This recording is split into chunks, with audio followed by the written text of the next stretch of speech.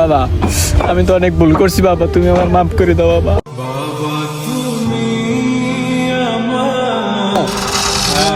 এই লগে লগে খেলা লগে লগে একদম ফিরে ভালো মতন খেলাইস।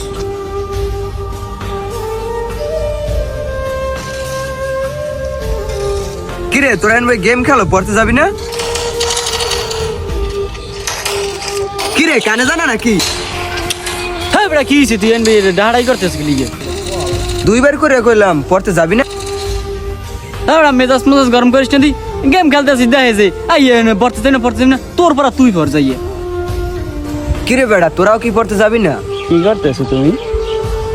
এবার তোর যা, তুই যা দি।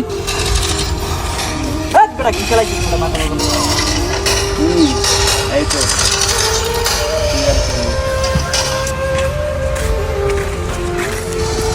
আরে ভাই কি খেলতেছ? আরে বেটা তোরা আজকেও গেম খেলাও, কোচিং এ যাবি না?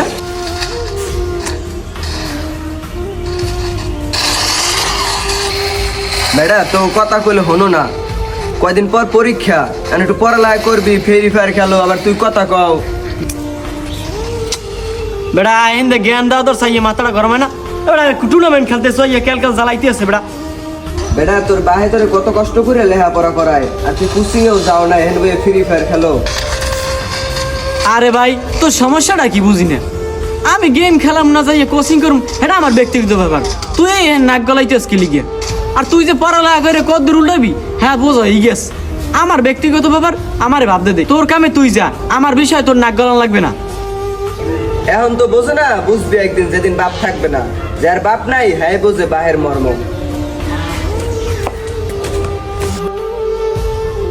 ও তো বেটা ঠিকই কইছে, আমাকে বাহে কত কষ্ট করে আমাকে লেখাপড়া করায়, আর আমরা ভালো মতন লেখাপড়া করি না, আড্ডা দিই সারাদিন, গেম খেলি, ফ্রি ফায়ার খেলি।